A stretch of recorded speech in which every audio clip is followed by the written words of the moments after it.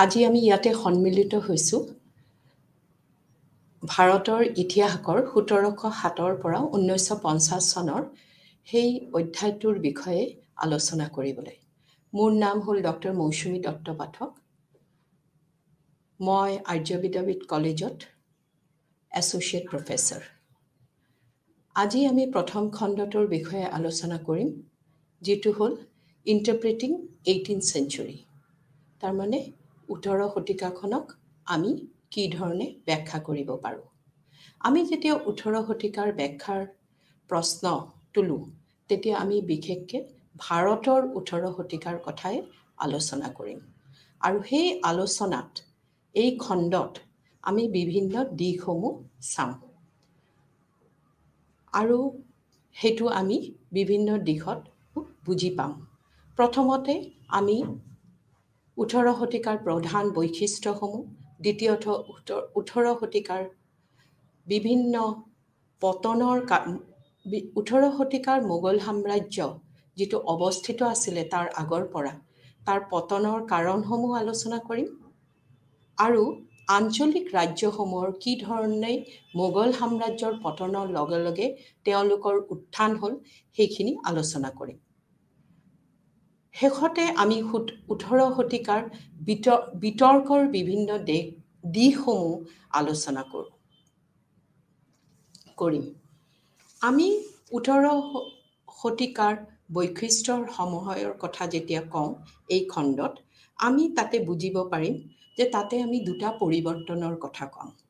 এটা পৰিৱৰ্তন হ'ল যে ভাৰতত যেতিয়া মোগল সাম্ৰাজ্যৰ পতন হ'ল, আৰু মোগল সাম্ৰাজ্যৰ পতনৰ লগে লগে দেখা গৈছে যে ভাৰতত এই মোগল সাম্ৰাজ্যৰ পতনৰ বিভিন্ন অঞ্চলসমূহৰ বা বিভিন্ন ৰাজ্য বা উত্তৰাধিকাৰী ৰাজ্যসমূহৰ কি ধৰণে উত্থান হ'ল। তাতে প্ৰশ্ন আহিল যে মোগল সাম্ৰাজ্যৰ পতনৰ কাৰণত কি কাৰণত মোগল সাম্ৰাজ্যৰ পতনৰ কাৰণত এই বিভিন্ন ৰাজ্যসমূহ কি ধৰণে তেওঁলোকৰ এই অঞ্চলসমূহৰ উত্থান হ'ল বা এই উত্তৰাধিকাৰী ৰাজ্যবোৰৰ কি ধৰণে উত্থান হ'ল। আৰু তেতিয়া আমি তাতে আলোচনা কৰিব লাগিব যে কাৰণবোৰ, হোৱাট ইজ দ্য জেনেচিছ, তাৰ কাৰণটো কি আছিলে। আৰু কাৰণটোত তেতিয়া আমি চাম যে এই ৰাজনৈতিক শক্তি, যিটো মোগল সাম্ৰাজ্যৰ পতনৰ লগে লগে যিবোৰ ৰাজনৈতিক শক্তিবোৰ বিভিন্ন দিশসমূহত, বিভিন্ন ৰাজ্যসমূহত বিভিন্ন ৰাজনৈতিক সংগঠনলৈ পৰিণত হ'ল। আৰু তাতে আৰু এটা প্ৰশ্ন আহিল, যিটো হ'ল যে পলাশীৰ যুদ্ধ ১৭৫০ চনত যেতিয়া মোগল সাম্ৰাজ্যৰ পতনৰ ক্ৰমান্বয়ে পলাশীৰ যুদ্ধ, ব্ৰিটিছ সাম্ৰাজ্য অহাৰ লগে লগে পলাশীৰ যুদ্ধ আৰু বক্সাৰৰ যুদ্ধ ১৭৫৭ চনৰ আৰু ১৭৬৩ চনত দেখা দিলে, তেতিয়া তাৰে লগত দেখা গ'ল যে এটা নতুন দিশৰ উন্নতি আৰম্ভ হ'ল। আৰু এই নতুন দিশৰ উন্নতিত এই যুদ্ধবোৰ আমি ব্ৰিটিছ ঔপনিৱেশিক শাসনৰ কথা আমি কওঁ, কিন্তু এই ব্ৰিটিছ ঔপনিৱেশিক শাসনবোৰ বিশেষকৈ কোনে আৰম্ভ কৰিলে? এইটো হ'ল যে যেতিয়া the British East India company, বাণিজ্যিক সংগঠন যেতিয়া ব্ৰিটেইনৰ পৰা ভাৰতবৰ্ষলৈ আহিল, তেওঁলোকে ক্ৰমান্বয়ে মোগল সাম্ৰাজ্যৰ পতনৰ অজুহাত লৈ তেওঁলোকে নিজকে কি ধৰণে প্ৰতিষ্ঠা কৰিব ধৰিলে।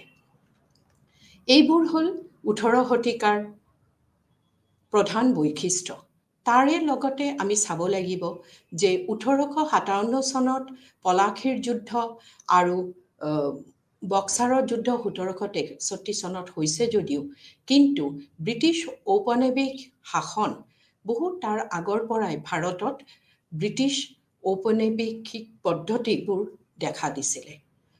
আৰু কেনেকুৱাকৈ তেওঁলোকে British East India company, European power বুলি যিটো আমি কওঁ, তেওঁলোকে ভাৰতবৰ্ষত আহিলে, তেওঁলোকে বেপাৰ বাণিজ্য কৰিব আহিলে, কিন্তু ক্ৰমান্বয়ে তেওঁলোকে ৰাজনৈতিক শক্তিলৈকে পৰিণত হ'ল। আৰু যেতিয়াৰ পৰা তেওঁলোকে অহাৰ লগে লগে মোগল সাম্ৰাজ্যটো ইতিমধ্যে পতনৰ দিশ পতনৰ কিছুমান দিশ দেখা দিব ধৰিলে আৰু তাৰে অজুহাত লৈ ব্ৰিটিছ সাম্ৰাজ্যবাদে ভাৰতবৰ্ষত নিজকে প্ৰতিষ্ঠা বা অৱস্থিত কৰিলে। এতিয়া আমি মোগল সাম্ৰাজ্যৰ পতনবোৰ মোগল সাম্ৰাজ্য বাবৰ প্ৰতিষ্ঠা কৰিছিলে 1525 চনত। তাৰপিছত আকবৰ, জাহাংগীৰ, শ্বাহজাহান এই হল মোগল সম্ৰাটসকল ৰাজত্ব কৰিছিলে। কিন্তু ইমান এখন শক্তিশালী ৰাজ্য যিটো ইমান ধুনীয়াকৈ সম্প্ৰসাৰণ হৈছিলে, কিন্তু ঔৰংজেবৰ সময়কালত দেখা গ'ল যে তেওঁলোকে ক্ৰমান্বয়ে তেওঁলোকৰ অৱনতি ঘটিব ধৰিলে। ঔৰংজেব গোটেইখিনিৰ কাৰণে যে ঔৰংজেবে দায়ী, সেইটো ইতিহাসবিদৰ মতে তাতে এটা বিতৰ্ক আছে যে সকলো কথাত ঔৰংজেবে দায়ী নহয়। কিছুমান ইতিহাসবিদে ঔৰংজেবক দায়ী বুলি কৈছে আৰু কৈছে যে ঔৰংজেবৰ বিভিন্ন কীৰ্তিকলাপ আৰু কাৰ্যসমূহৰ কাৰণে মোগল সাম্ৰাজ্যৰ পতন দেখা দিছিলে। কিন্তু আমি যদি গোটেইখিনি পঢ়া শুনা কৰি চাওঁ বা গোটেইখিনি আমি আলোচনা কৰোঁ, আমি আন কিছু ইতিহাসবিদৰ মত যিটো যে ঔৰংজেবৰ দায়িত্বৰ বাহিৰেও আৰু বহুতো আন উপাদানসমূহৰ কাৰণে মোগল সাম্ৰাজ্যৰ পতন দেখা দিছিলে। আজি আমি এতিয়া প্ৰথমতে আলোচনা কৰিম যে এই পতনবোৰ কি কি কাৰণত হৈছিলে। প্ৰথম কাৰণ হ'ল যিটো আমি কওঁ যে সাম্ৰাজ্যৰ বিশালতা, যিটো what we know as vastness of the empire। সাম্ৰাজ্যখন কেনেকুৱাকৈ বিশাল হ'ল? বাবৰ আহি প্ৰতিষ্ঠা কৰিছিলে, আকবৰে সম্প্ৰসাৰণ কৰিলে, বহুত ৰাজ্য জয় কৰিলে। বহুত ৰাজ্য জয় কৰাৰ পৰে মোগল সাম্ৰাজ্যখন বহুত ধৰণে সম্প্ৰসাৰণ হৈ এটা বিশাল ৰাজ্যলৈ পৰিণত হ'ল। যেতিয়া বিশাল ৰাজ্য এখনত পৰিণত হ'ল, এটা সমস্যা যিটো দেখা দিলে যে এটা জাগাৰ পৰা, এটা কেন্দ্ৰৰ পৰা পুৰণি পদ্ধতিৰে তেওঁলোকৰ গোটেই ৰাজ্যখন ক্ৰমান্বয়ে বহল হৈ যোৱাই গোটেই ৰাজ্যখনক নিয়ন্ত্ৰণ কৰা, উপযুক্তভাৱে সাম্ৰাজ্যখনক নিয়ন্ত্ৰণ কৰা এটা সমস্যালৈ পৰিণত হ'ল। ঔৰংজেবৰ যথেষ্ট উৎসাহ আছিলে ৰাজ্যখন চলাই লোৱাৰ, কিন্তু তথাপিও তেওঁৰ কিছুমান সমস্যা হ'ল যে ইমান ডাঙৰ ৰাজ্যখন তেওঁ গোটেইখিনি সামৰি চোৱা চিতা কৰাটো তেওঁৰ কাৰণে অসুবিধাৰ কাৰণ হৈ পৰিল। দ্বিতীয়তে প্ৰব্লেম হ'ল ঔৰংজেবৰ ৰাজধানীত অনুপস্থিত। ঔৰংজেব কিয় ৰাজধানীত অনুপস্থিত আছিল? That is absence of Aurangzeb from the capital. Aurangzeb তেওঁৰ শাসনৰ শেষৰ 25টা বছৰ বিজাপুৰ আৰু গোলকণ্ডা ৰাজ্যবোৰ নিয়ন্ত্ৰণ অনাৰ বাবে আৰু মাৰাঠাসকলক নিক্ষেপ কৰাৰ বাবে ইমানে ব্যস্ত হৈ পৰিল দাক্ষিণাত্যত যে তেওঁ উত্তৰৰ ৰাজ্যবোৰক বা উত্তৰ ভাৰতৰ শাসনৰ পৰা নিজকে যথেষ্ট পৰিমাণে অঁতৰাই ৰাখিলে। আৰু যিহেতুকে তেওঁ নিজকে ইমানখিনি অঁতৰাই ৰখাৰ কাৰণে দেখা গ'ল যে সেই ৰাজ্যসমূহ তেওঁৰ হাতৰ বাহিৰত ক্ৰমান্বয়ে গুচি যাব আৰম্ভ হ'ল। এতিয়া দেখা গ'ল যে স্বেচ্ছাচাৰী গভৰ্ণৰসকলে, যিসকলে বেলেগ বেলেগ ৰাজ্যত ৰাজত্ব কৰি আছিলে, তেওঁলোকে ঔৰংজেবৰ অনুপস্থিতি আৰু এই বিশাল সাম্ৰাজ্যৰ গোটেই পৰিদৰ্শন কৰিব নোৱাৰাৰ অজুহাত লৈ তেওঁলোকে বিভিন্ন জাগাত তেওঁলোকে বিদ্ৰোহ কৰিব ধৰিলে আৰু এই বিদ্ৰোহবোৰৰ দ্বাৰাই পতনৰ এটা অৰিহণা যোগাব ধৰিলে। তৃতীয়ত হ'ল ডেকান পলিচি অফ ঔৰংজেব ঔৰংজেবৰ দাক্ষিণাত্য নীতি। ঔৰংজেবৰ বিজাপুৰ আৰু গোলকণ্ডা ৰাজ্য বিজয় কৰি মোগল সাম্ৰাজ্যৰ অন্তৰ্ভুক্ত কৰাটো অবিবেচক বুলি ইতিহাসবিদে মত পোষণ কৰিছিলে। তেওঁলোকৰ মতে গোলকণ্ডা আৰু বিজাপুৰ মোগল সাম্ৰাজ্য আৰু মাৰাঠাসকলৰ মাজত এটা নিৰপেক্ষ প্ৰতিবেশী বন্ধু হিচাপে কাম কৰিছিল আৰু মাৰাঠা শক্তিৰ বিৰুদ্ধে প্ৰতিবন্ধকতাৰ সৃষ্টি কৰিছিলে।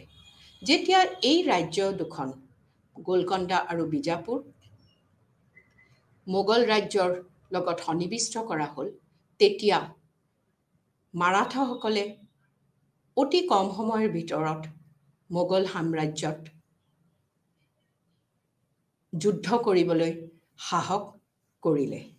চতুৰ্থ হ'ল ঔৰংজেবৰ ধৰ্মীয় গোড়ামী or the religious fanaticism of Aurangzeb. ঔৰংজেবৰ পূৰ্বে যিজন মোগল সম্ৰাট আছিল আকবৰ, তেওঁ হিন্দুসকলৰ প্ৰতি সহানুভূতিশীল আছিল। তেওঁ হিন্দুসকলক অতি মৰমৰ চকুৰে চাইছিলে, বন্ধুত্বমূলক নীতি প্ৰয়োগ কৰিছিলে আৰু তেওঁ হিন্দুসকলৰ ৰাজ্যত উচ্চ পদবীত নিয়োগ কৰিছিলে। কিন্তু ঔৰংজেবৰ যিটো ঔৰংজেবৰ পলিচিটো তেওঁৰ এই হিন্দুসকলৰ প্ৰতি তেওঁ এটা সংকীৰ্ণতা মনোভাৱ প্ৰকাশ কৰিছিলে আৰু তেওঁ শৰীয়তৰ মতে চৰকাৰখন চলাইছিল। তেওঁ তেওঁৰ ৰাজ্যৰ সকলো অমুছলমান মানুহখিনিক অত্যাচাৰ কৰিব আৰম্ভ কৰিলে। তেওঁ হিন্দু মন্দিৰ ধ্বংস আৰু হিন্দু দেৱ দেৱীৰ মূৰ্তি ধ্বংস কৰিব ধৰিলে। জিজিয়া আৰু তীৰ্থযাত্ৰীৰ কৰ তেওঁ পুনৰ প্ৰৱৰ্তন কৰিছিলে। আৰু এইবোৰ কাৰণতে হিন্দুসকলে তেওঁৰ দ্বাৰা খুব ক্ষোভিত হ'ল আৰু তেওঁলোকে সুসংবদ্ধ হৈ বিদ্ৰোহ কৰিবলৈ গোট খালে। পঞ্চম কাৰণ হ'ল ঔৰংজেবৰ ৰাজপুত নীতি, that is the Rajput policy of Aurangzeb. তেওঁৰ পূৰ্বপুৰুষ আকবৰে অনুসৰণ কৰা ৰাজপুত নীতিৰ পৰিৱৰ্তন ঘটাই মোগল সাম্ৰাজ্যৰ পতনত বৰঙণি যোগাইছিলে ঔৰংজেবৰ ৰাজপুত নীতি। দূৰদৰ্শী সম্ৰাট আকবৰে ৰাজপুতসকলৰ প্ৰতি উদাৰ নীতি গ্ৰহণ কৰিছিলে। তেওঁ ৰাজপুতসকলক ৰাজ্যৰ অতি গুৰুত্বপূৰ্ণ পদত নিয়োগ কৰাৰ উপৰিও ৰাজপুতসকলৰ সৈতে বৈবাহিক নীতিও স্থাপন কৰিছিলে। কিন্তু ঔৰংজেবৰ নীতিখিনি একেধৰণৰ নাছিলে। তেওঁ তাৰ পৰিৱৰ্তন কৰিলে আৰু তেওঁ ৰাজপুতসকলৰ প্ৰতি তেওঁ অত্যাচাৰৰ মনোভাৱ এটা পোষণ কৰিব ধৰিলে। ষষ্ঠম কাৰণ হ'ল ঔৰংজেবৰ সন্দেহজনক স্বভাৱ, suspicious nature of Aurangzeb. Mughal সাম্ৰাজ্যৰ পতনত ঔৰংজেবৰ সন্দেহজনক স্বভাৱে বিশেষ বৰঙণি যোগাইছিল। এই সন্দেহজনক স্বভাৱৰ বাবে তেওঁ তেওঁৰ পুত্ৰ আৰু ৰাজ্যৰ বিষয়াসকলক কেতিয়াও বিশ্বাস কৰা নাছিলে। তেওঁ প্ৰায়ে অভিযানবোৰত দুজনকে সেনাপতিৰ দায়িত্ব অৰ্পণ কৰিছিল, কিন্তু ইয়ে তেওঁৰ সফল অভিযানত অতি বন্ধকতাৰে সৃষ্টি কৰিছিল, কিয়নো ইয়ে ঐক্যবদ্ধভাৱে অভিযান চলোৱাত সমস্যাৰ সৃষ্টি কৰিছিল। সন্দেহজনক স্বভাৱৰ বাবে তেওঁৰ ৰাজ্যৰ সকলো ক্ষমতা নিজৰ হাতত কেন্দ্ৰীভূত কৰিব বিচাৰিছিল। কিন্তু এনে এখন বিশাল সাম্ৰাজ্য এজন মানুহৰ দ্বাৰা পৰিচালনা কৰাটো সম্ভৱ বা ফলদায়ক নাছিল। ঔৰংজেবে প্ৰশাসনিক শিক্ষা দিয়াৰ বাবে পুত্ৰসকলক কোনো প্ৰশিক্ষণ দিয়া নাছিলে, কিয়নো তেওঁ ভাবিছিলে যে তেওঁ কৰা তেওঁৰ পিতৃৰ প্ৰতি ব্যৱহাৰ যদিও তেওঁ তাতে ওলোটাই আহে, সেইকাৰণে তেওঁ পুত্ৰসকলক কোনো ৰকম প্ৰশাসনিক শিক্ষা দিয়া নাছিলে। তাৰ বাবে যেতিয়া পুত্ৰসকলক শাসনৰ দায়িত্ব ল'বলৈ আহ্বান জনোৱা হৈছিল, তেতিয়া তেওঁলোকে সাহসেৰে আগবাঢ়ি আহিব নোৱাৰিছিলে। তাৰ ফলত মোগল সাম্ৰাজ্য ঔৰংজেবৰ পিছত দেখা গ'ল অদক্ষ আৰু দুৰ্বল ৰজাৰহে পৰিচয় দিছিল। সপ্তম কাৰণ ঔৰংজেবৰ দুৰ্বল আৰু অদক্ষ উত্তৰাধিকাৰী, that is weak and efficient successors of Aurangzeb. Mughal সাম্ৰাজ্যৰ পতনৰ এটা গুৰুত্বপূৰ্ণ কাৰণ আছিল পৰৱৰ্তী মোগল শাসকসকলৰ চৰিত্ৰৰ অধঃপতন। বিশাল আৰু শক্তিশালী মোগল সাম্ৰাজ্যৰ শাসন প্ৰধানকৈ সম্ৰাটসকলৰ ব্যক্তিত্ব, দক্ষতা, চৰিত্ৰ আৰু বহুমুখী জ্ঞানৰ ওপৰত নিৰ্ভৰশীল আছিল। ঔৰংজেব সকলো উত্তৰাধিকাৰী অতি দুৰ্বল আৰু অদক্ষ আছিলে। তেওঁলোকৰ কোনো ব্যক্তিত্বৰ পৰিচয় দিব পৰা নাছিলে। ক্ৰমে দুৰ্বল হৈ যোৱা ৰাজ্যখনৰ কোনো ৰকম উন্নতি সাধন কৰিব পৰা যোৱা নাছিল। তেওঁৰ পৰৱৰ্তী মোগল সম্ৰাট জাহাংগীৰ শ্বাহ, ফাৰুক শ্বাহ, মহম্মদ শ্বাহ, আহমেদ শ্বাহ, দ্বিতীয় আলমগীৰ, এওঁলোক গোটেইখিনি বৰ দুৰ্বল মনোভাৱৰ আৰু অদক্ষ ৰজাৰহে পৰিচয় দিছিল। অষ্টম কাৰণ, দেউলীয়া অৰ্থনৈতিক অৱস্থা, that is economic bankruptcy of the kingdom. Mughal সাম্ৰাজ্যৰ অৰ্থনৈতিক অৱস্থা আকবৰ আৰু জাহাংগীৰৰ সময়ত সুস্থিৰ হৈ আছিল। শ্বাহজাহানৰ ৰাজত্বকালৰ পৰাই অৰ্থনৈতিক অৱস্থাৰ পতনৰ আৰম্ভ হৈছিল। তাৰ কাৰণ কি আছিলে? কিয় তেওঁৰ ৰাজত্বকালত হোৱা অবিৰাম যুদ্ধ আৰু অট্টালিকা নিৰ্মাণ, যিটোত প্ৰচুৰ পৰিমাণৰ টকা পইচা প্ৰয়োগ কৰা হ'ল আৰু তাৰ ফলত ৰাজকোষৰ ধন উদং হ'ল। সেইবাবে যেতিয়া প্ৰয়োজন আছিলে তেতিয়া এই ৰজাসকলে কোনো ৰকম অৰ্থনৈতিক যিটো তেওঁলোকৰ প্ৰয়োজন, সেই অৰ্থনৈতিক কোনো ৰকম সহায় তেওঁলোকে পোৱা নাছিলে। নৱম কাৰণ, মোগল সৈন্যবাহিনীৰ দুৰ্বলতা, weakness of the Mughal army. Mughal সাম্ৰাজ্যৰ প্ৰতিষ্ঠাতা বাবৰে যিটো সৈন্যবাহিনীৰে ইব্ৰাহিম লোডি, ৰাণা সাংগ আৰু আফগানসকলৰ লগত যুদ্ধ কৰিছিলে, সেই বাহিনীক আকবৰে যথেষ্ট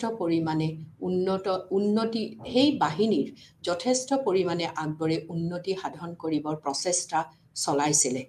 কিন্তু তাৰ পিছত মোগল বাহিনীখনৰ পৰৱৰ্তী ৰজাসকলে কোনো ৰকম বেতনৰ ক্ষেত্ৰতে হওক বা কোনো ৰকম তেওঁলোকৰ সা সুবিধা বাবে হওক কোনো ৰকম উৎসাহ দিয়া নাছিলে আৰু অকল তেওঁলোকক যুদ্ধতে ব্যৱহাৰ কৰিছিলে। ফলস্বৰূপে সামৰিক বিষয়াসকল দুৰ্নীতিপৰায়ণ আৰু বিশৃংখল হৈ পৰিছিলে। সামৰিক বাহিনী যেতিয়া বিশৃংখল আৰু দুৰ্নীতিপৰায়ণ হ'ল, তেওঁলোকৰ শক্তি আৰু গৌৰৱ লুপ্ত হ'ল আৰু ঔৰংজেবৰ সময়ত সেইটো যথেষ্ট পৰিমাণে লুপ্ত হোৱা দেখা গ'ল। আৰু এই মোগল বাহিনীৰ কোনো হেৰাই যোৱা তেওঁলোকৰ যিটো মান, সেইখিনিৰ কাৰণে তেওঁলোকে আৰু নতুনকৈ কোনো সাম্ৰাজ্য বিস্তাৰ কৰা হওক বা আক্ৰমণকাৰীসকলৰ লগত তেওঁলোকে যুদ্ধ কৰিবলৈ তেওঁলোকৰ সেই অক্ষমতাৰ পৰিচয় দেখালে। দশম কাৰণ, উত্তৰাধিকাৰীৰ আইনৰ অভাৱ, absence of the law of succession. 3 দশক ধৰি মোগল সম্ৰাটসকলে ভাৰতবৰ্ষত শাসন চলাইছিলে। তেওঁলোকে উত্তৰাধিকাৰী আইন বলবৎ কৰা নাছিলে। তেওঁলোকে যদিও 3 দশক এইখন ৰাজ্যত তেওঁলোকৰ শাসন চলাইছিলে, কিন্তু কোনো ৰকম তেওঁলোকৰ উত্তৰাধিকাৰ আইন তেওঁলোকে বলবৎ কৰা নাছিলে। সেইকাৰণে যেতিয়াই পদ খালী হ'ল, তেতিয়াই দেখা গ'ল যে এখন ৰক্তাক্ত যুদ্ধলৈ পৰিণত হ'ল। কিয় তাতে কোনো ল অফ ছাকচেশ্যন বা উত্তৰাধিকাৰী আইন নাছিলে। তাৰ ফলত কোনো মানুহ নাছিলে, কোনে হ'ব, এজনৰ পিছত আৰু এজন ৰজা কোনে হ'ব, সেইখিনি তেওঁলোকৰ কোনো নিৰ্ধাৰিত কোনো ৰকম ৰুলছ নাছিলে। আৰু লগতে প্ৰতিজন সম্ৰাটৰ পিছত তেওঁলোকৰ কিছুমান যুদ্ধ, কিছুমান তৰ্কৰ প্ৰকাশ পালে আৰু ইতিহাসবিদে কৈছে যে এজনৰ পিছত আৰু এজন ৰজা অহা মানে তেওঁলোকৰ দেখা দিলে যে এখন তৰোৱালৰ সহায়তে ৰাজ্যভাৰ গ্ৰহণ কৰাটো এটা উদাহৰণস্বৰূপে থাকি গ'ল মোগল সাম্ৰাজ্যত। একাদশ কাৰণ নাদিৰ শ্বাহৰ ভাৰত আক্ৰমণ, ইনভেশ্যন অফ ইণ্ডিয়া বাই নাদিৰ শ্বাহ। কিন্তু অকল নাদিৰ শ্বাহে নহয়, আহমেদ শ্বাহ আবদালীও ভাৰত আক্ৰমণ কৰিছিলে যেতিয়া মোগল সাম্ৰাজ্যখন দুৰ্বল হৈ পৰিল 1739 আৰু 1761 চনৰ ভিতৰত। উত্তৰাধিকাৰীৰ ৰাজত্বকালত মোগল সাম্ৰাজ্য দুৰ্বল আৰু খণ্ডিত দেখা গৈছে, দেট ইজ দে ৱেৰ ফ্ৰেগমেণ্টেড। আৰু সেইখিনি সময়ৰ সেই দুৰ্বল ৰজাসকল আৰু দুৰ্বল সাম্ৰাজ্যৰ উদাহৰণ লৈ নাদিৰ শ্বাহ ভাৰত আক্ৰমণ কৰিলে।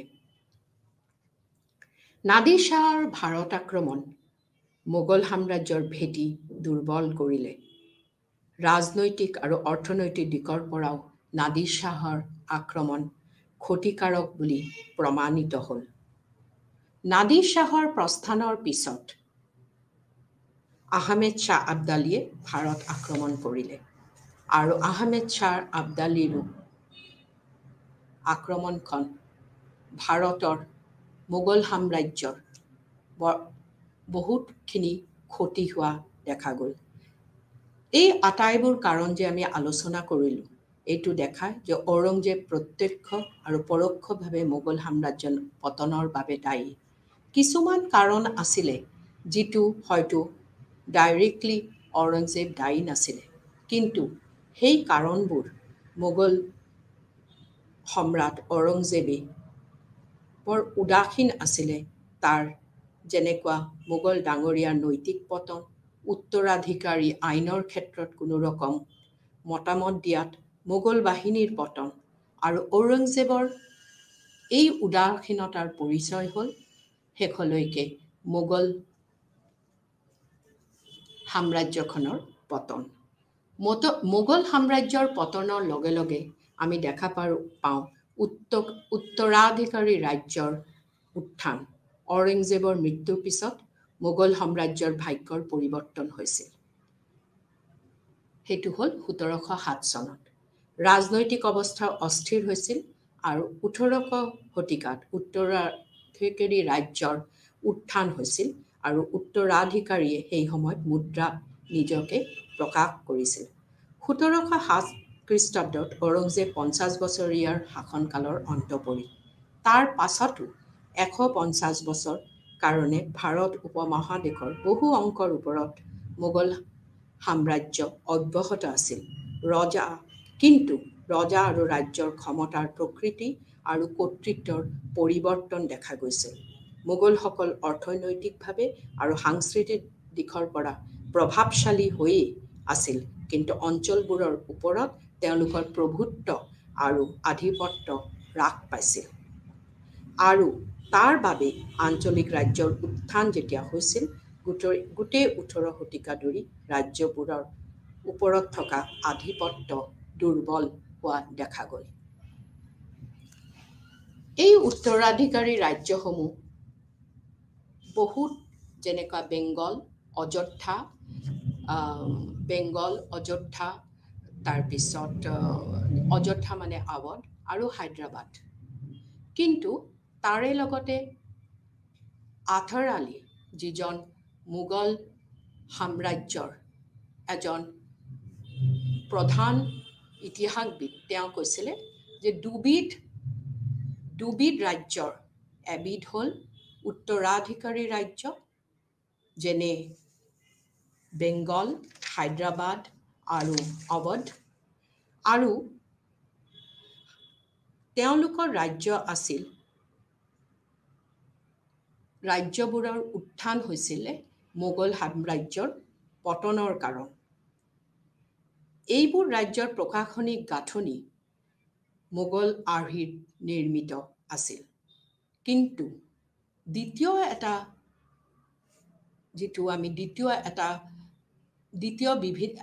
এবিধ ৰাজ্যৰ উত্থান দেখা গৈছিলে, সেইটো হ'ল মোগল ৰাজ্যৰ সংকটৰ সময়ত মাৰাঠা যৌথতন্ত্ৰ, জাট, শিখ আৰু আফগানসকল ক্ষমতাশালী হৈছিল আৰু এই শক্তিবোৰৰ উত্থানে মোগল ৰাজকীয় গাঁথনি দুৰ্বল কৰিছিল। হায়দাৰ আলী আৰু টিপু চুলতানৰ অধীনৰ মহীশূৰৰ দক্ষিণ ভাৰতীয় ৰাজ্য। এই তিনিবিধ ৰাজ্যৰ আলোচনা আথাৰ আলীয়ে তেওঁৰ নিজৰ কিতাপত কৰিছে। ইয়াৰ পিছত আমি আহোঁ, আমি যিটো বুজিব পাৰোঁ যে 18 শতিকাৰ বিতৰ্ক, that is the 18th century debate. 18 শতিকাটো পণ্ডিতসকলৰ মাজত এটা ঐতিহাসিক বিতৰ্কৰ বিষয়। এইটো শতিকাই মধ্যযুগ আৰু আধুনিক যুগৰ এটা পৰিৱৰ্তনৰ পৰ্যায়। 18 শতিকাত মোগল শক্তিৰ পতনে সাহিত্য শাসিত ৰাজ্যৰ উত্থানত অৰিহণা যোগাইছিল। পূৰ্বতে ইতিহাসবিদসকলে এই যুগটোক জটিল বা সংকটপূৰ্ণ বুলি গণ্য কৰিছিল, কিন্তু পৰৱৰ্তী ইতিহাসবিদসকলে 18 শতিকাক এটা পৃথক, গতিশীল আৰু বিকাশৰ উপাদানেৰে ভৰা উৰ্বৰা যুগ বুলি অভিহিত কৰিছে। উত্তৰাধিকাৰী ৰাজ্যবোৰৰ প্ৰকৃতি জানিবলৈ পণ্ডিতসকলৰ মাজত 18 শতিকাৰ বিতৰ্ক হোৱাটো অতি গুৰুত্বপূৰ্ণ আৰু এই বিতৰ্ক মোগল সাম্ৰাজ্যত প্ৰসংগত হৈছিল। সাম্প্ৰতিক কালৰ লিখনিবোৰত 18 শতিকাক এনে এটা যুগ বুলি প্ৰকাশ কৰে যিটো যুগত কিছুমান নিশ্চিত পৰিৱৰ্তন হৈছিল, যিবিলাক চৰকাৰৰ দ্বাৰা প্ৰতিপালিত নাছিল। এই পৰ্যায়টো মধ্যযুগ আৰু আধুনিক যুগৰ মাজৰ এটা পৰম্পৰাগত সময়ত প্ৰতিনিধিত্ব কৰিছিল। 18 শতিকাৰ বিষয়ে আগবঢ়োৱা বিভিন্ন ৰকম ইতিহাসবিদৰ মতামত আমি কিছু দূৰলৈকে আলোচনা কৰিম। যেনে 18 শতিকাৰ পূৰ্বে আগবঢ়োৱা ব্যাখ্যা ছাৰ যদুনাথ চৰকাৰৰ হিষ্ট্ৰী অৱ বেংগল এণ্ড ফল অৱ দ্য মোগল এম্পায়াৰত সন্নিৱিষ্ট আছিল, য'ত 18 শতিকাক প্ৰাগ ব্ৰিটিছ আৰু ব্ৰিটিছ যুগত এই দুটা যুগত ভাগ কৰা হৈছিল। তেওঁ 18 শতিকাক অন্ধকাৰা যুগ বুলি অভিহিত কৰিছিল। ইতিহাসবিদ আথাৰ আলী, যাৰ কথা মই পূৰ্বে কৈছোঁ, তেওঁ 18 শতিকাত উত্তৰাধিকাৰী ৰাজ্যবোৰৰ উত্থানৰ উল্লেখ কৰিছে, কিন্তু অনুভৱ কৰিছে যে 18 শতিকাত উত্তৰাধিকাৰী ৰাজ্যবোৰৰ পতনৰ গণ্ডিৰ ভিতৰতে বিশ্লেষণ কৰাটো উচিত। আৰু এজন ইতিহাসবিদ হাৰমান গোৱেটছে, তেওঁ 18 শতিকা আৰু 19 শতিকাৰ আদিতে ভাৰতীয় সভ্যতাৰ সংকটৰ ওপৰত ব্যাখ্যা আগবঢ়ায়। 18 শতিকাৰ ভাৰতত সাংস্কৃতিৰ বিকাশৰ ওপৰত গুৰুত্ব আৰোপ কৰিছে। এইটো আছিল 18 শতিকাৰ পূৰ্ণ পতনৰ তত্ত্বৰ পৰা উল্লেখযোগ্য প্ৰস্থান। যিয়ে নহওক, এনেবোৰ ধাৰণাৰ পৰা আঁতৰি আহি আমি ইতিহাসবিদসকলে উত্তৰাধিকাৰী ৰাজ্যবোৰৰ 18 শতিকাত নতুন ৰাজ্য উত্থানৰ বিষয়ে বিশ্লেষণ কৰিবলৈ চেষ্টা কৰিছিলে। এই উত্তৰাধিকাৰী ৰাজ্যবোৰ মই আগতে ক'লো কোন কোন, যেনে অযোধ্যা, হায়দৰাবাদ, বেংগল, মহীশূৰ, মাৰাঠা, শিখ আদি ৰাজ্য। আৰু মই তোমালোকক ক'লো যে আথাৰ আলীয়ে এই ৰাজ্যবোৰক কি ধৰণে বিভক্ত কৰিছিলে। এইবোৰ শাসন প্ৰণালীয়ে মোগল ৰাজকীয় পদ্ধতিৰ পৰা ব্ৰিটিছ পদ্ধতিলৈ হোৱা ৰূপান্তৰৰ ভেটি প্ৰস্তুতিৰ বাবে অৰিহণা যোগাইছিল। 18 শতিকাৰ শাসন প্ৰণালীয়ে মোগল ৰাজনৈতিক পদ্ধতিৰ লগত আৰু নতুন ৰাজনৈতিক অৱস্থাৰ সৈতে মিলি যাবলৈ প্ৰৱৰ্তন কৰা পৰিৱৰ্তনবোৰ অব্যাহত ৰখা দেখা যায়। এনেদৰেই 18 শতিকাটোৱে মোগল পতনৰ পৰা ব্ৰিটিছ সাম্ৰাজ্যবাদলৈ হোৱা ৰাজনৈতিক পৰিৱৰ্তনবোৰক প্ৰতিফলিত কৰে, কিন্তু স্থানীয় পৰ্যায়ত আৰ্থ-সামাজিক শক্তিয়ে পূৰ্বৰ দৰে কাম কৰি থাকে, কিন্তু স্থানীয় গোটবোৰ তেওঁলোকৰ ৰাজনৈতিক আনুগত্য পৰিহাৰ কৰে।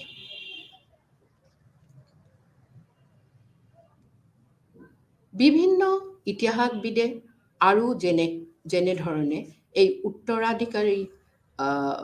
উত্তৰাধিকাৰীসকলক অদক্ষ বুলি প্ৰমাণিত কৰিব খুজিছে, সময়ত যেনেকুৱা এলিয়েট, হেগ আদি 18 শতিকাটোক নিৰস ৰঙেৰে অংকিত কৰিবলৈ চেষ্টা কৰিছে। সমসাময়িক পাৰ্চিয়ান সাহিত্যিকবোৰো এই সময়ছোৱাক অৰাজক বুলি চিহ্নিত কৰিব খুজিছে। আৰু এই লিখনিবোৰত এই পাৰ্চিয়ান লেখকসকল আৰু ইলিয়েট হেগ আদিয়ে তেওঁলোকৰ লিখনিৰ দ্বাৰা ব্ৰিটিছ বিষয়াসকলক পৰামৰ্শ প্ৰদান কৰিছিল।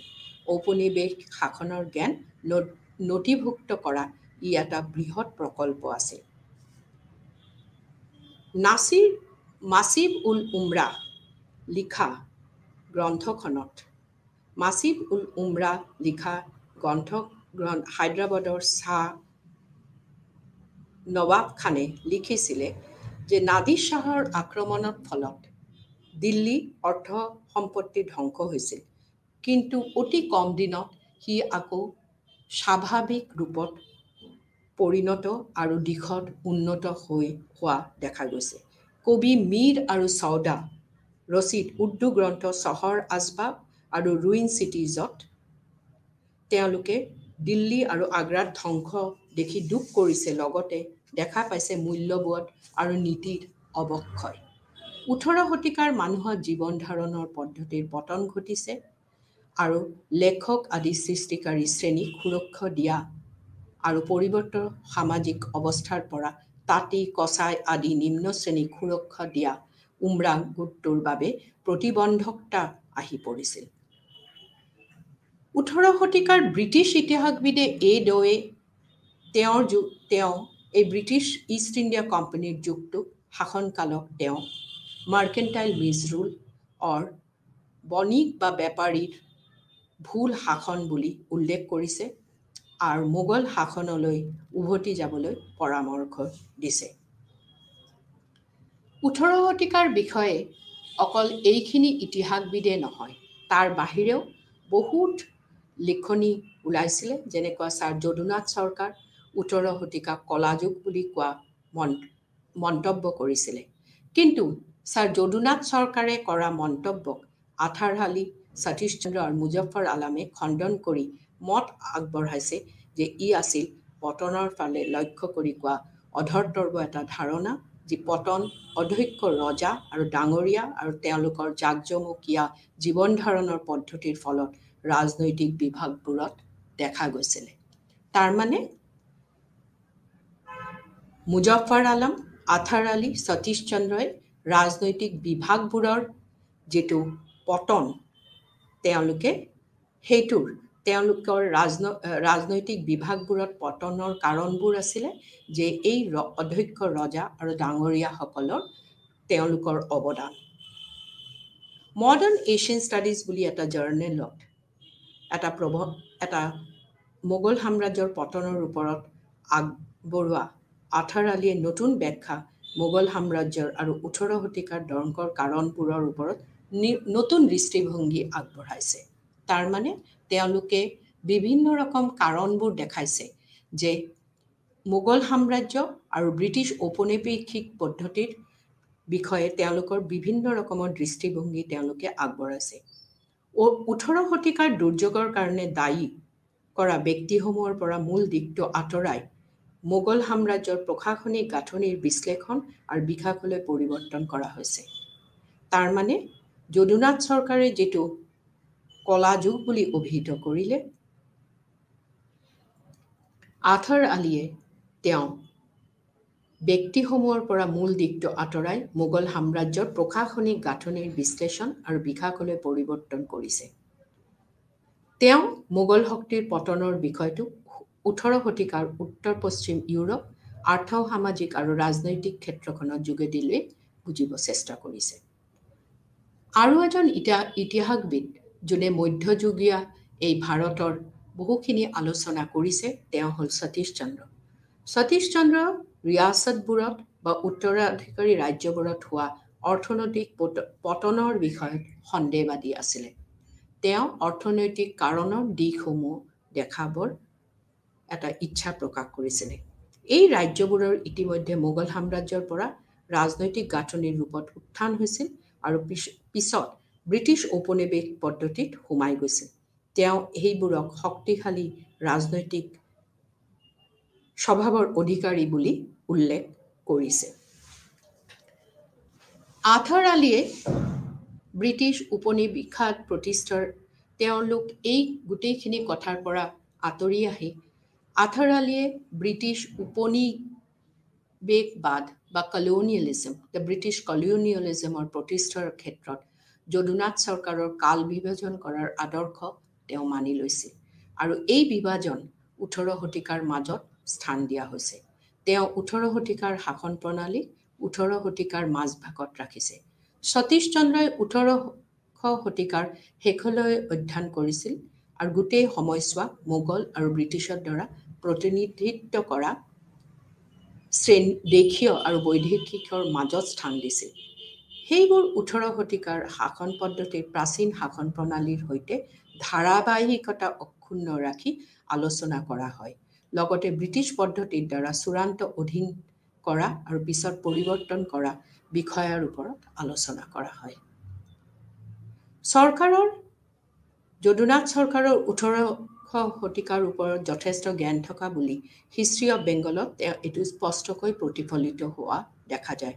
তেওঁ লিখিছে 1757 চনৰ 23 জুনত ভাৰতৰ মধ্যযুগৰ অন্ত পৰিছিল আৰু আধুনিক যুগৰ আৰম্ভ। কাৰণ 1757 চনত ব্ৰিটিছৰ ৰবাৰ্ট ক্লাইভে নবাবক আঘাত কৰিছিলে আৰু চিৰদিনৰ বাবে তেওঁৰ শক্তি আৰু জীৱন শেষ কৰিছিলে। ৰাজ্যৰ শাসন ব্যৱস্থা অস্থিৰ আৰু দুৰ্বল হৈ পৰিছিল আৰু ৰাজ্যৰ জনসাধাৰণ দৰিদ্ৰ হৈ পৰিছিল, অজ্ঞ হৈ পৰিছিল আৰু স্বাৰ্থপৰ অহংকাৰী অদক্ষ শাসক শ্ৰেণীৰ দ্বাৰা অৰ্থনৈতিক কাৰ্যসূচনা হোৱা দেখা গৈছিল। নিশকতীয়া লম্পটসকল সিংহাসনত বহিছিল, সেনাবাহিনী বিশৃংখল হৈছিল, ধৰ্ম পাপী আৰু মূৰ্খৰ হাতত বন্দী হৈছিল। তাৰমানে 1757 চনত ব্ৰিটিছ অহাৰ লগে লগে দেখা গ'ল ব্ৰিটিছৰ ৰবাৰ্ট ক্লাইভে যেতিয়া মোগলৰ নবাবক বেংগলৰ নবাবক আক্ৰমণ কৰিলে তাৰে লগত এনেকুৱা ধৰণৰ এটা পৰিণতি হোৱা দেখা গ'ল। এনেই পতনমুখী সমাজত সাম্ৰাজ্যৰ জাতীয় প্ৰগতিৰ ধাৰণা বাধাহীনভাৱে আহিছিল। প্ৰথমতে এটা সৎ আৰু দক্ষ প্ৰশাসন ৰাজ্যখনত বলেৰে জাপি দিয়া হ'ল আৰু ইংৰাজৰ দ্বাৰা পৰিচালিত কৰা হ'ল। যিহেতু অভ্যন্তৰীণ শক্তিৰ ওপৰত ভিত্তি কৰি তেওঁলোকৰ বাণিজ্য নিৰ্ভৰ কৰিছিল আৰু ৰাজৰ দ্বাৰা প্ৰয়োজনীয় প্ৰতিৰক্ষা ব্যৱস্থা কৰা হৈছিল। পলাশীৰ যুদ্ধৰ পৰা ৱাৰেন হেষ্টিংছলৈ 20 বছৰৰ ভিতৰত দেশখন মানুহ, হস্তশিল্পী আৰু ৰাজনৈতিক জীৱনৰ হতাশাৰ পৰা মুক্ত পাবলৈ ধৰিছিল। এই সকলোবোৰৰ ওপৰত পশ্চিমৰ পৰা অহা নতুন শক্তিৰ প্ৰভাৱ পৰিছিল। সমাজৰ গতি নতুনকৈ আৰম্ভ হ'ল। সতীশ চন্দ্ৰ 1959 চনত তেওঁ এখন নতুন কিতাপ লিখিছিলে, partisan politics at the Mughal court from 1707 to 1739। তেওঁৰ মতে ঔৰংজেবৰ ৰাজত্বকালৰ সমাপ্তিয়ে 18 শতিকাৰ আৰম্ভণি আছিল। এই মধ্যযুগৰ শেষ সময়ছোৱাত মোগল ৰাজকীয় পদ্ধতিৰ অনা পৰিৱৰ্তনৰ বাবে উল্লেখযোগ্য আছিল। তেওঁ ৰাজনৈতিক সামাজিক পদ্ধতিৰ ভাঙোনৰ বিশ্লেষণ কৰিছিল। পৰৱৰ্তী 20টা বছৰত প্ৰকাশ হোৱা প্ৰবন্ধবোৰত সতীশচন্দ্ৰে এটা নতুন পথ বিচাৰি উলিয়াবলৈ চেষ্টা কৰিলে আৰু তেওঁ এটা তিনিকোণীয়া সম্পৰ্ক স্থাপন কৰিব চেষ্টা কৰিলে, যিটো কেন্দ্ৰ, জমিদাৰ আৰু খুদকষ্টৰ মাজত। ইৰফান হাবিব, যোনে ভাৰতৰ 18 শতিকাৰ বিষয়ে তেওঁৰ মতামত জ্ঞাপন কৰিছিলে আৰু তেওঁ দি এগ্ৰেৰিয়ান ছিষ্টেম অফ মোগল ইণ্ডিয়াত তেওঁৰ গ্ৰন্থখনত মাৰাঠাসকলৰ লুণ্ঠন আৰু যুদ্ধৰ কাম-কাজৰ বিষয়ে উল্লেখ কৰিছে আৰু তেওঁৰ মতে এইবোৰে সীমান্ত অঞ্চলত ধ্বংসৰ কাৰণ আৰু কৃষকসকলৰ ধ্বংসৰ কাৰণত দায়ী হৈছিল। এই কৃষকৰ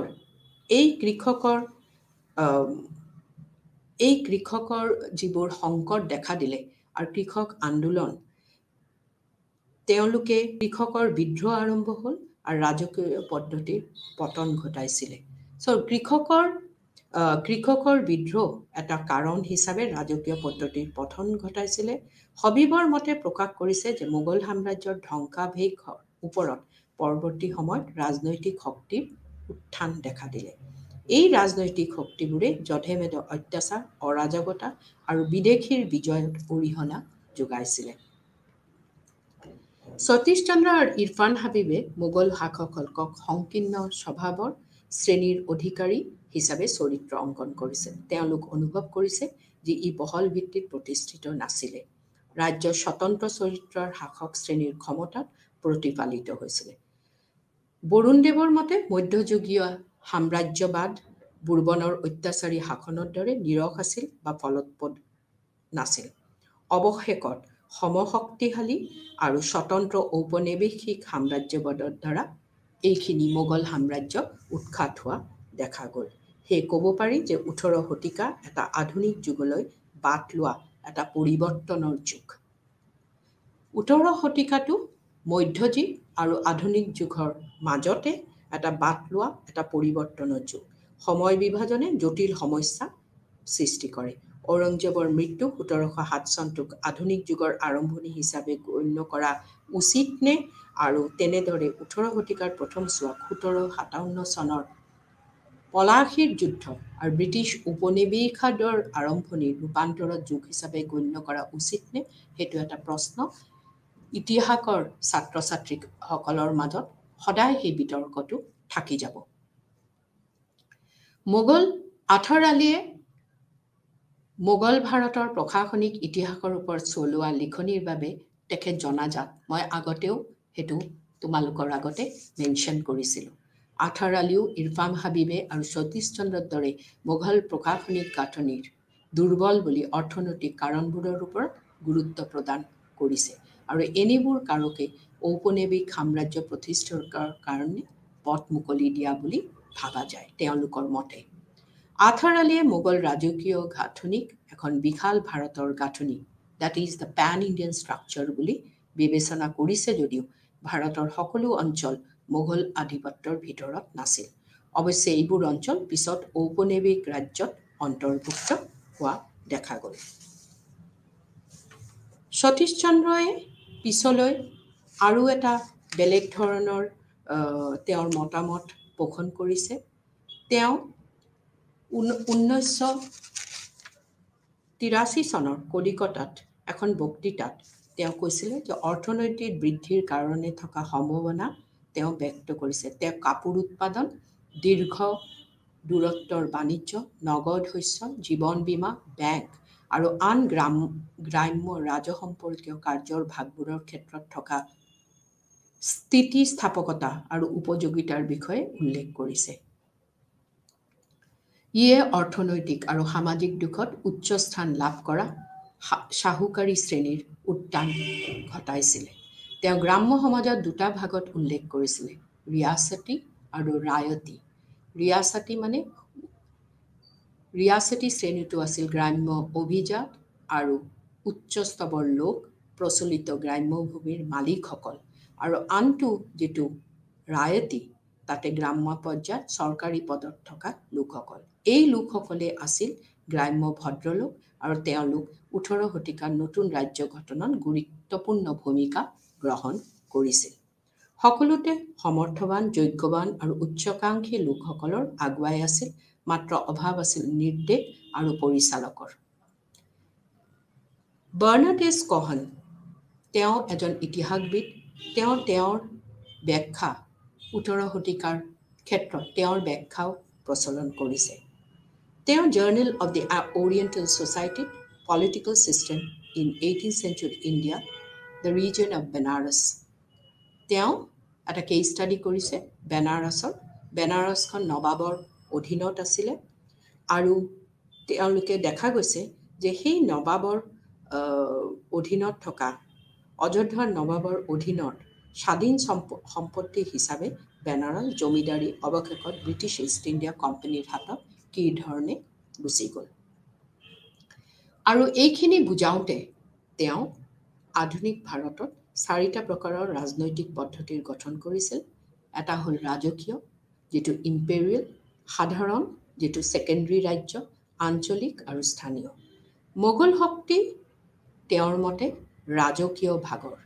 মোগল সাম্ৰাজ্যৰ পতনত ফলত উত্থান হোৱা উত্তৰাধিকাৰী ৰাজ্যসকল হ'ল সাধাৰণ ৰাজ্য। আঞ্চলিক ভাগটোৱে ক্ষুদ্ৰ শাসকবোৰক সামৰি লৈছে, যিবোৰ ৰাজ্য ৰাজকীয় শক্তিৰ প্ৰতি অনুগতশীল আৰু যিবোৰ ৰাজ্য অভ্যন্তৰীণ বিবাদত জড়িত হৈ আছে। স্থানীয় ভাগৰ ৰাজ্যবোৰ আছিল আত্মীয় ভিত্তিক দল, স্থানীয় নেতা, স্থানীয় মুখিয়াসকল, যিসকলৰ সাধাৰণ পৰ্যায়ৰ ক্ষমতা আছিল। পণ্ডিতসকল বিতৰ্ক কৰোঁতে আৰু এটা ক্ষেত্ৰত তেওঁলোকৰ মতামত উত্থাপন কৰে, আৰু এইটো এটা গুৰুত্বপূৰ্ণ দিশ। এইটো হ'ল মোগল উত্তৰাধিকাৰী হিচাপে বা মোগল ৰাজকীয় শক্তিৰ প্ৰতিদ্বন্দ্বী হিচাপে উত্থান হোৱা শাসন প্ৰণালীবোৰ বেছি দিনলৈ বৰ্তি থাকিব পৰা নাছিল। সেইটো বিশ্লেষণ কৰাৰ প্ৰয়োজন যে এই ৰাজ্যবোৰ যিটো উত্থান হৈছিলে, তেওঁলোকে অতি সোনকালে তেওঁলোকে ব্ৰিটিছৰ শক্তিৰ বিৰুদ্ধে কি ধৰণে তেওঁলোকক ছাপ্ৰেছ কৰি দিয়া হ'ল, আৰু তেওঁলোকে ব্ৰিটিছ শক্তিৰ বিৰুদ্ধে বেছি দীঘলীয়াকৈ প্ৰতিৰোধ গঢ়ি তুলিব পৰা নাছিল। তাৰ কাৰণত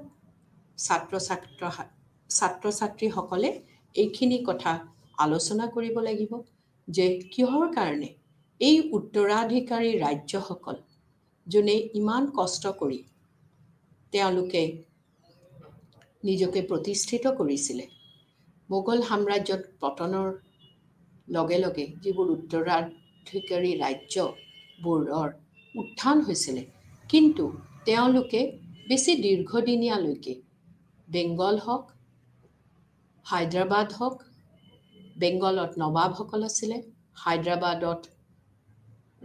হায়দৰাবাদৰ চুলতান যেনেকুৱা টিপু চুলতান আৰু হায়দৰ আলী আছিলে, আৰু অৱধৰ নৱাবসকল তেওঁলোকে বিভিন্ন প্ৰকাৰে হওক তেওঁলোকে ব্ৰিটিছৰ আধিপত্য বা ইষ্ট ইণ্ডিয়া কোম্পানীৰ আধিপত্য ইমান ধুনীয়াকৈ বিস্তাৰ কৰিলে যে তেওঁলোকে আৰু মূৰ দাঙি থ'ব পৰা নাছিলে।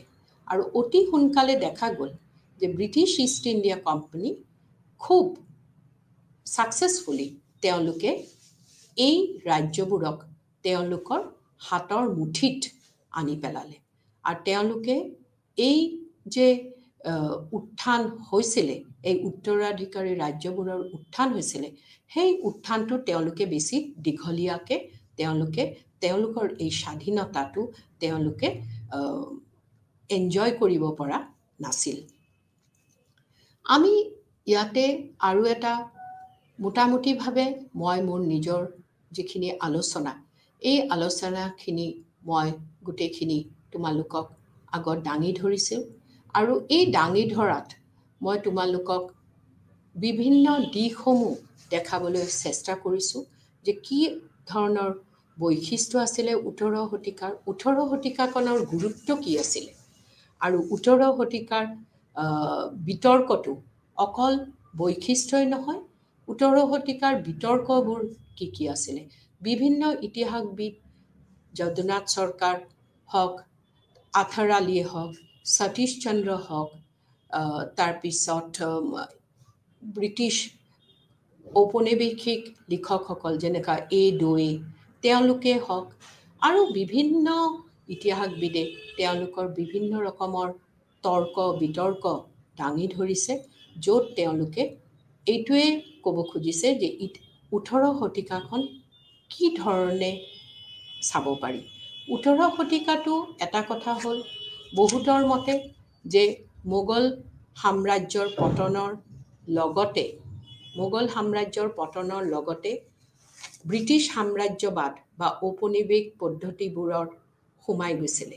কিন্তু তাৰে লগতে এটা কথা, এটা জাগাৰ পতন এইটো নহয় যে আৰু এটা জাগাৰ উত্থান।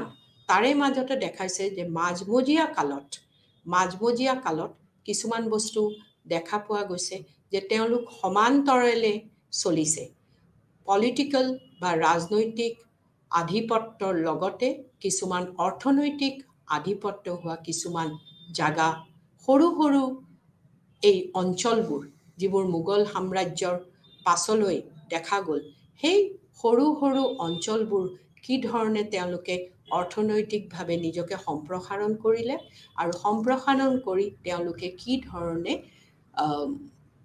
এই আমাৰ তাৰ পিছত কিন্তু তেওঁলোকে নবাবৰ ব্ৰিটিছৰ যিটো সাম্ৰাজ্য বিস্তাৰ তাৰে মাজত কিন্তু লাহে লাহে তেওঁলোকক দেখা গ'ল যে তেওঁলোকে সোমাই গ'ল ব্ৰিটিছৰ ঔপনিৱেশিক পদ্ধতি বা ঔপনিৱেশিক পদ্ধতি আৰু তেওঁলোকৰ ৰাজ্য গঠনৰ যিবোৰ যে তেওঁলোকে কিছুমানক দমন কৰি হওক পলাশীৰ যুদ্ধ বক্সাৰৰ যুদ্ধ মাৰাঠাসকলৰ লগত তেওঁলোকৰ যুদ্ধ শিখসকলৰ লগত তেওঁলোকৰ যুদ্ধ আৰু তাৰ বাহিৰে কিছুমান যেনেকুৱাকৈ স্বত্ববিলোপ নীতি আৰু তেওঁলোকে সেইবোৰ ডিপ্ল'মেটিক এলায়েন্সেছৰ দ্বাৰা এই গোটেই সৰু সৰু অঞ্চলবোৰক তেওঁলোকৰ মাজত সামৰি লোৱা দেখা গ'ল এটা কথা হ'ল যে ব্ৰিটিছে এটা প্ৰশ্ন তেতিয়া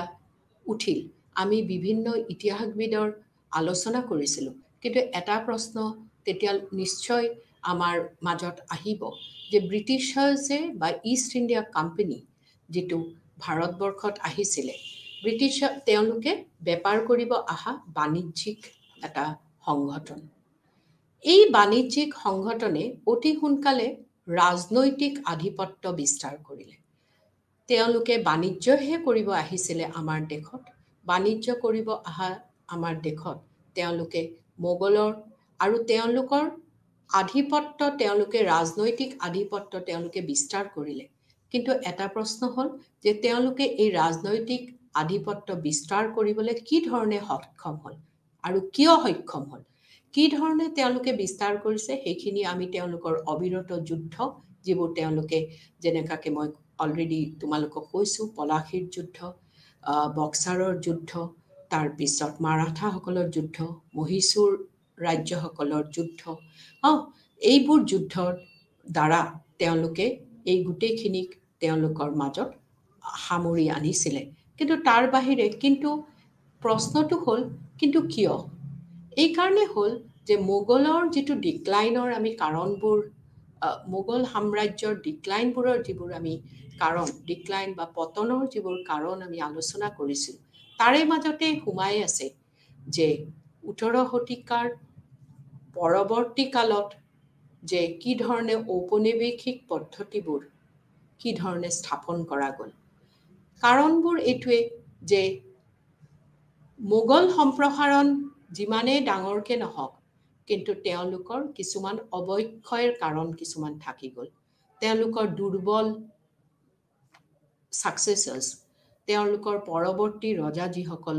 অদক্ষ আৰু দুৰ্বল আছিলে তেওঁলোকে সেইটো ৰোধ কৰিব পৰা তেওঁলোকে নাছিলে দ্বিতীয়ত তেওঁলোকৰ কিছুমান অদক্ষ ৰজাসকলৰ কিছুমান কৰ্মৰ দ্বাৰা বা কিছুমান কামৰ দ্বাৰা তেওঁলোকক দেখা গ'ল যে তেওঁলোকে কি কৰিব নোৱাৰিলে তেওঁলোকে দেখা গ'ল যে স্বেচ্ছাচাৰী গভৰ্ণৰসকল যিবোৰ বেলেগ বেলেগ জাগাত ৰাজত্ব কৰিছিলে তেওঁলোকে ইতিমধ্যে নতুন দিশৰ 18 শতিকাত তেওঁলোকে এটা একেলগে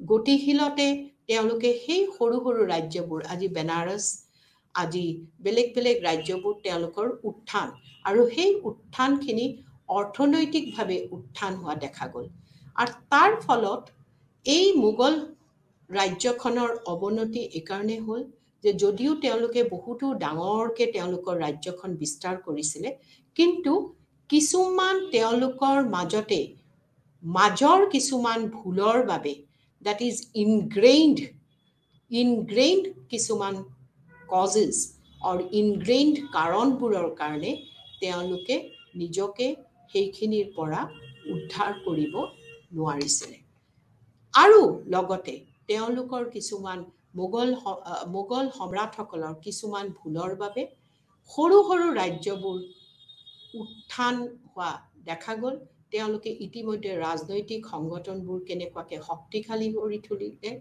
আৰু তেওঁলোকে শাসন প্ৰণালীবোৰ তেওঁলোকে কিছুমান এতিয়া মাৰাঠাৰ শাসন প্ৰণালী কিছুলৈকে তেওঁলোকে আথাৰ আলীয়ে উদাহৰণে দিছিলে যে মাৰাঠাৰ শাসন প্ৰণালীটোৰ কিছু আৰ্হি তেওঁলোকে মোগল সাম্ৰাজ্যৰ পৰা তেওঁলোকে ধাৰত আনিছিলে আৰু সেই আৰ্হিৰ দ্বাৰা তেওঁলোকে কি হ'ল তেওঁলোকে মোগলৰ এই অৱনতিৰ মাজেদি তেওঁলোকে কিছুদিনলৈকে তেওঁলোকে নিজকে ছাকচেছফুল কৰি ৰাখিলে যদিও মাৰাঠাসকলো কিন্তু অতি সোনকালে অতি কম সময়ৰ ভিতৰত তেওঁলোকে প্ৰথম মাৰাঠাৰ যুদ্ধ দ্বিতীয় মাৰাঠাৰ যুদ্ধ তৃতীয় মাৰাঠাৰ যুদ্ধ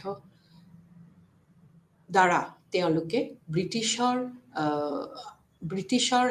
সাম্ৰাজ্য বিস্তাৰৰ কবল হৈ তেওঁলোকে পৰিল এতিয়া তোমালোকক মই মোটামুটি গোটেইখিনি বস্তুৱে সামৰি শেষ কৰি আনিছোঁ কিন্তু এতিয়া তোমালোকে হয়তো কিছুমান বস্তু তোমালোকৰ প্ৰশ্ন থাকি যাব যে এই যে ৰজাসকল মোগল সাম্ৰাজ্যৰ পতনৰ পিছত যিবোৰ আছিলে ধৰা উত্তৰাধিকাৰী আছিলে মোগল সম্ৰাটসকলৰ যেনে নামবোৰ হ'ল নিজামুল মল্ক মহম্মদ শ্বাহ ৰফিউদ্দৌলা ফাৰুক শ্বাহ জাহানদাৰ শ্বাহ তাৰপিছত বাহাদুৰ শ্বাহ এইসকল মোগল সম্ৰাটসকলে এই যে উত্তৰাধিকাৰী ৰাজ্যবোৰৰ যিটো এমাৰ্জেঞ্চ হ'ল যে তেওঁলোকে সেইবোৰ ৰাজ্যবোৰক কিয় তেওঁলোকে বন্ধ কৰিব নোৱাৰিলে তেওঁলোকৰ প্ৰতি কি ধৰণৰ প্ৰতিবন্ধ সৃষ্টি কৰিব নোৱাৰিলে তেওঁলোকৰ উত্থান হ'ল আৰু উত্থান হৈ কিন্তু এটা কথা ঠিক যে কিছুমান বস্তু যেনেকুৱা অধ্যয়ন কৰিলে গম পাবা যে এই ৰাজ্যবোৰ কি ধৰণে ব্ৰিটিছৰ মোগলৰ শাসন প্ৰণালীবোৰ তেওঁলোকে লৈছে মোগলৰ শাসন প্ৰণালীবোৰ তেওঁলোকে ধাৰত লৈ তেওঁলোকে ৰাজনৈতিক অনুগত্যবোৰ তেওঁলোকে ক্ৰমান্বয়ে কি ধৰণে পৰিৱৰ্তন কৰিলে আৰু বিভিন্ন প্ৰকাৰৰ ৰাজনৈতিক নীতি নিয়মৰ উত্তৰাধিকাৰী এই ৰাজ্যবোৰ জমিদাৰীলৈ এই যুগতে বা এই সময়ছোৱাত উত্থান হৈছিল কিন্তু এইবোৰ পিছত ব্ৰিটিছৰ অধীনৰ ক্ষুদ্ৰ ৰাজ্যবোৰলৈ প্ৰভাৱিত হৈ তাত বিলীন হৈ গৈছিল তেওঁলোকে প্ৰথম এই জমিদাৰসকলে তেওঁলোকে এই তেওঁলোকৰ ৰাজসংগ্ৰহৰ কাম তেওঁলোকে মোগল সাম্ৰাজ্যৰ কি ধৰণে তেওঁলোকে সমাপ্তি বা সমাধা কৰিছে আৰু তাৰ পিছত স্থানীয় শাসকসকলে এই সম্পদ ৰাজসভা আৰু সেনাবাহিনীৰ বাবে খৰচ কৰিছিল এনে উপাৰ্জন নগৰ আৰু চহৰবোৰলৈও গৈছিল বিভিন্ন প্ৰকাৰৰ ৰাজনৈতিক নীতি নিয়মৰ উত্তৰাধিকাৰী ৰাজ্যৰ পৰা জমিদাৰীলৈ এই যুগতে বা এই সময়ছোৱাত উত্থান হৈছিল এইবোৰ পিছতে ব্ৰিটিছৰ অধীনৰ ক্ষুদ্ৰ ৰাজ্যবোৰলৈ প্ৰভাৱিত হৈ তাত বিলীন হৈ গ'ল তাৰ মানে আমি এইটোৱে গম পালো যে তেওঁলোকে আৰম্ভ হ'ল মোগলৰ পতনৰ লগে লগে বা মোগলৰ ঔৰংজেবৰ মৃত্যুৰ পিছৰ পৰাই তেওঁলোকৰ বিভিন্ন কাৰণবোৰৰ কাৰণে এই উত্তৰাধিকাৰী ৰাজ্যবোৰৰ উত্থান দেখা দিলে কিন্তু তেওঁলোকে ক্ৰমান্বয়ে ব্ৰিটিছৰ আধিপত্য আণ্ডাৰত তেওঁলোকে বিলীন হৈ গ'ল আৰু এই আধিপত্যত বিলীন হৈ যোৱাৰ পিছত তেওঁলোকে তাতে ব্ৰিটিছৰ আধিপত্যৰ বিলীন হৈ যোৱাৰ পিছত সেই একে কণ্টিনিউইটিত তেওঁলোকে চলি থাকিল কিন্তু পিছলৈ তেওঁলোকে কিন্তু ব্ৰিটিছৰ আধিপত্য বিস্তাৰত তেওঁলোকে তাৰ বলি হৈ নিজকে সমৰ্পণ কৰিলে থেংক ইউ নমস্কাৰ